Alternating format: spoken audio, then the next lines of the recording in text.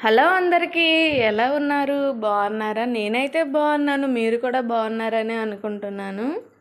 So video అనేది ఏంటనేది మీరు ఆల్రెడీ చూసే ఉంటారు కదా థంబ్నెయిల్లో. మా హస్బెండ్ బర్త్డే సెలబ్రేషన్ అనేది నేను ఇలా సింపుల్గా అయితే సెలబ్రేట్ చేశాను.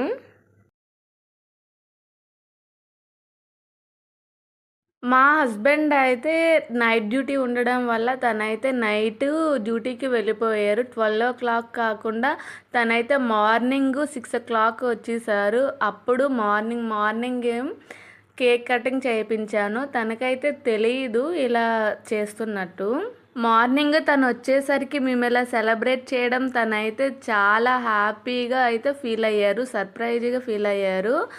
నైట్ డ్యూటీకి మా హస్బెండ్ అయితే 9:00కి వెళ్ళిపోయారు. తర్వాత 9:30కి నేను మా బ్రదర్ వచ్చాడు. మేమిద్దరం అయితే బయటికి వెళ్ళి కేకు ఇవన్నీ తెచ్చాము.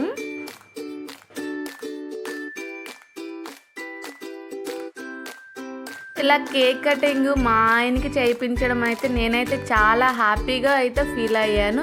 అండ్ మా హస్బెండ్ కూడా చాలా సర్ప్రైజ్గా హ్యాపీగా అయితే ఫీల్ అయ్యారు. మేమైతే ఆ రోజు చాలా హ్యాపీగా అయితే ఉన్నాము.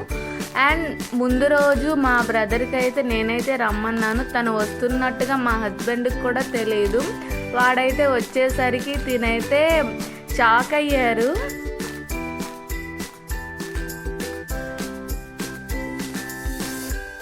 ఇంకా ఆ నైట్ మా బ్రదర్ వచ్చాక ఇంకా వాడు నేను కలిసి అయితే బయటికి వెళ్ళి కేకు ఇంకా మిగతా ఐటమ్స్ అయితే కొనుక్కొని వచ్చాం.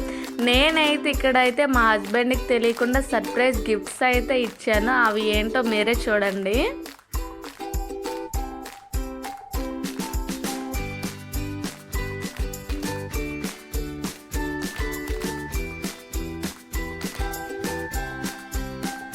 లైఫ్లో ఇలా చిన్న చిన్న మూమెంట్స్ అనేవి చాలా హ్యాపీగా అయితే అనిపిస్తుంటాయి.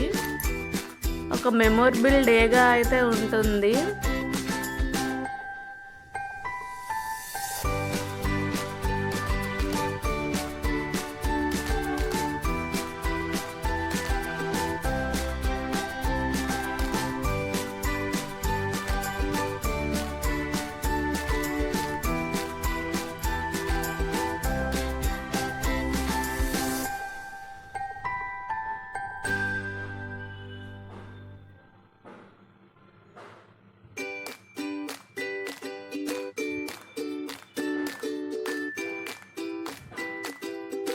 ఇంకా నేను కొన్న గిఫ్ట్స్ నేనే నీకు ఇస్తున్నాను కాబట్టి నేనే పెడదంతే అని నేనైతే తీసుకుని తన దగ్గర నుంచి నేనే అవన్నీ పెడుతున్నాను.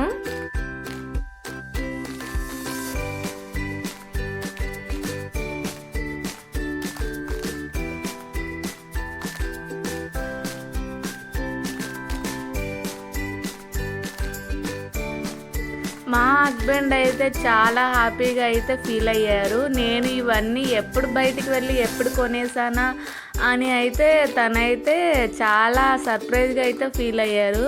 నేను బయటికి వెళ్ళకుండానే ఇవన్నీ అయితే కొనేసాను. ఎలా అనేది తనకైతే అర్థం కాలేదు.